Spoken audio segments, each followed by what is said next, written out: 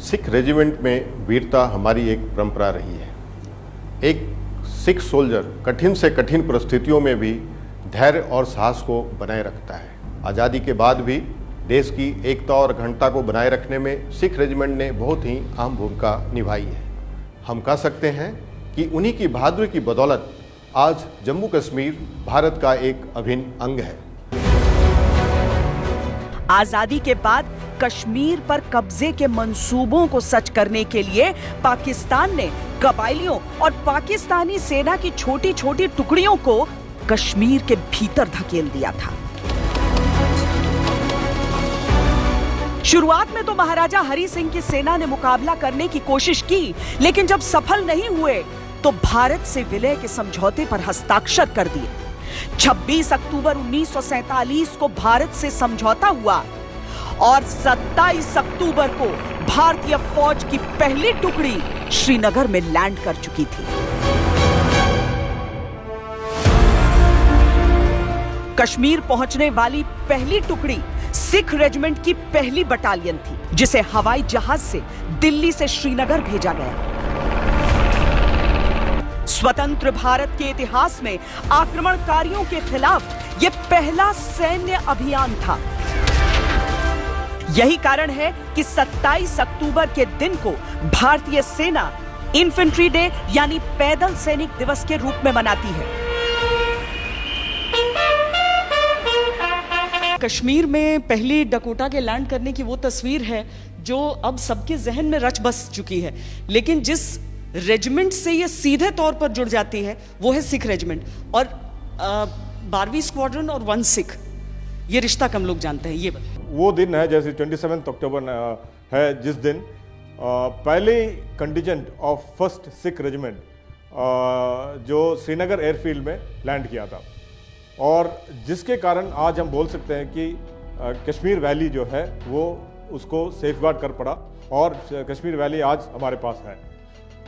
ये ऐसे हुआ कि जो पाकिस्तानी जो अफगानी मराडर्स जो है वो कश्मीर को वैली को अटैक किया था।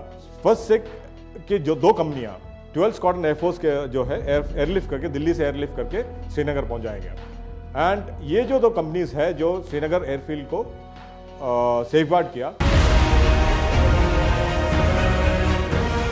आजाद भारत के पहले युद्ध का पहला दिन सिख रेजिमेंट के नाम है और सर्वोच्च सैन्य सम्मान परमवीर चक्र प्राप्त करने वाले जीवित भारतीय सैनिक भी सिख रेजिमेंट से ही थे। 1947 का युद्ध लगभग 1 साल चला था और 1948 की ऐसी ही एक कार्रवाई के लिए लांस नायक करम सिंह को परमवीर चक्र से सम्मानित किया गया था। एक सेक्शन पोजीशन जिसके अंदर सिर्फ 4 जवान थे, जो लांस नायक करम सिंह के नीचे, ये जो 4 जवान जो है उस पोजीशन को होल्ड किया। तकरीबन 4 घंटे का जो लड़ाई था, जिन पे तकरीबन 7 अटैक जो पाकिस्तान ने लॉन्च किया था, उसको उन्होंने बीट बैक किया और उस दौरान काफ़ी घायल भी हो गए थे। और लेकिन वो जो पोस्ट जो थे उसको कैप्चर नहीं कर पाए पाकिस्तानी। सिख रेजिमेंट का इतिहास करीब 150 वर्ष पुराना है। रेजिमेंट की पहली बटालियन अंग्रेजों ने 1846 में बनाई थी।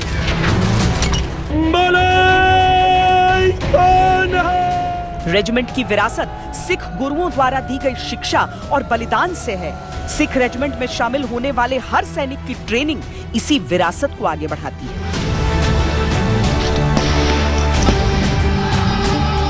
एक सिख रेजिमेंट में जब एक रिक्रूट हमारे पास ट्रेनिंग में आता है तो उनके पास जो इन्होंने अपने गुरुओं से इतिहास में पाया है, एक बहादुरी और साहस का इतिहास, उसको वो लेके आते हैं और उन्हीं की डिसिप्लिन को ध्यान में रखते हुए जब ये ट्रेनिंग करते हैं तो एक संत सिपाही की तरह हम इन्हें ट्रेन करते हैं। सिख रेजिमेंट ने प्रथम और द्वितीय विश्व युद्ध में भी हिस्सा लिया था। प्रथम विश्व युद्ध के दौरान तो ब्रिटिश इंडियन आर्मी के 1/3 सैनिक सिख हुआ करते थे, जबकि भारत की आबादी में सिखों की संख्या नाम मात्र थी। सिख रेजिमेंट के शौर्य और बलिदान की निशानियां आज भी झारखंड के रामगढ़ में सिख रेजिमेंटल सेंटर में संजो कर रखी गई हैं। अगर आप ध्यान से देखेंगे तो महाराजा रणजीत सिंह की जो आर्मी का वॉर ड्रम है, तो original war drum, that is also there. So British India army में सिख रेजिमेंट का जो जन्म हुआ वो रेमिनेंट्स ऑफ महाराजा रंजीत सिंह के आर्मी से हुआ था, which was after the first Anglo Sikh war and it continued after the second Anglo Sikh war. So Anglo Sikh war के बाद जो महाराजा रंजीत सिंह के आर्मी के योद्धा थे वो शामिल हुए ब्रिटिश इंडिया आर्मी में, और जब British India army Indian army बनी, इंडियन आर्मी में तब्दील हुई, तो उनके धरोहर को संजो के फिर यहाँ पे रखा गया है. ब्रिटिश भारत के दौरान तमाम महत्वपूर्ण मोर्चों पर सिख रेजिमेंट ने फतेह हासिल की. स्वतंत्रता के बाद भी देश के लिए हर लड़ाई में मोर्चा लिया.